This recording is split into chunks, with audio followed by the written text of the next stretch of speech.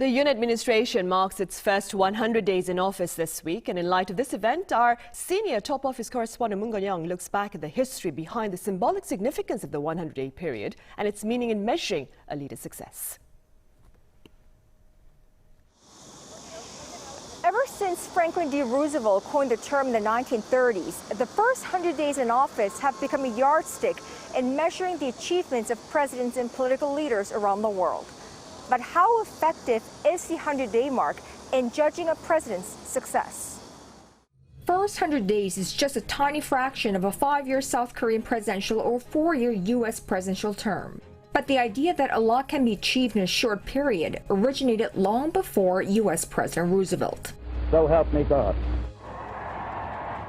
Exiled French Emperor Napoleon Bonaparte's escape from the island of Elba in 1815, return to power in Paris, and subsequent defeat of the Battle of Waterloo, all in under 4 months, is known as Le 100 Jours. However, it wasn't until the 20th century, when FDR was elected as President of the United States, that the term became a political catchphrase. Roosevelt was elected at a time when the country faced severe challenges during the Great Depression.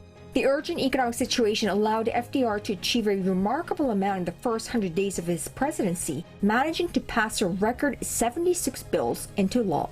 He also coined the term fireside chat by speaking directly to the public through a radio broadcast.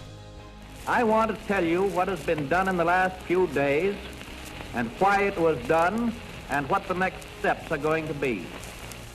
Roosevelt's leadership style, along with the extraordinary speed of reform, cemented his popularity, setting the 100-day benchmark by which all future presidents would be measured. But what about South Korean presidents? How did they fare a little over 3 months in office, and did they all enjoy a long enough honeymoon period? 대통령으로서의 직책을 성실히 수행할 것을 국민 앞에 엄숙히 선서합니다.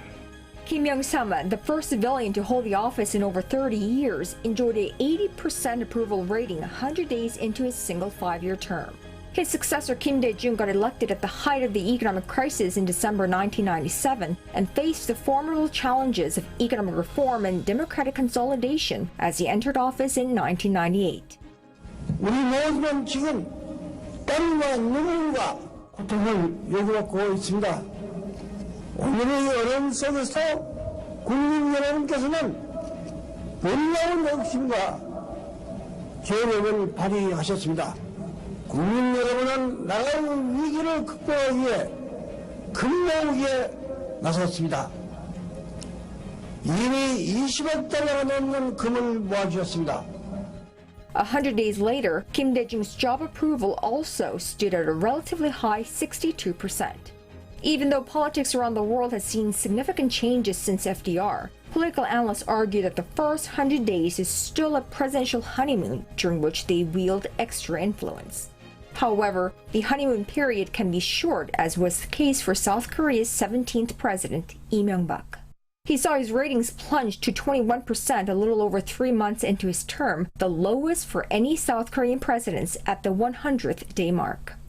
Rare. You know, the Lee Myung-bak protest, which was about the import of U.S. beef and concerns about mad cow disease, had about 100,000 people in the streets, and his approval rates fell to about 21%. Lee's ratings, however, saw a rebound in the following year and a half to reach 47% at the end of his second year in office.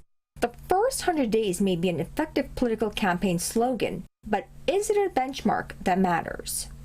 It's an early indicator of whether or not the presidency is on the right track. And I think that normally in cases where there is an indication that things may not be going well, it's an opportunity for a course correction.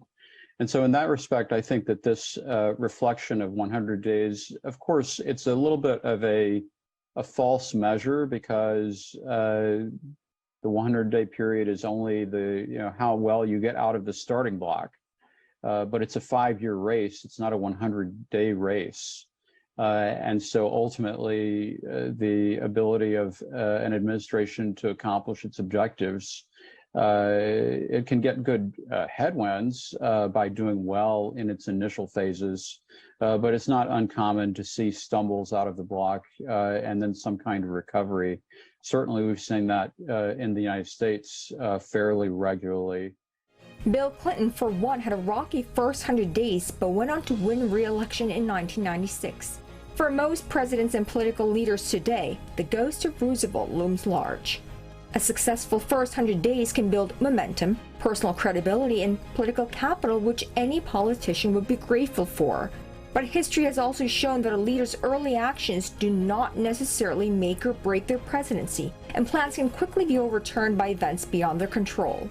Presidential historians say many of the things that are written about the first 100 days are long forgotten by the end of a president's term, and they often have nothing to do with a president's actual success. Connyoung, Arirang News.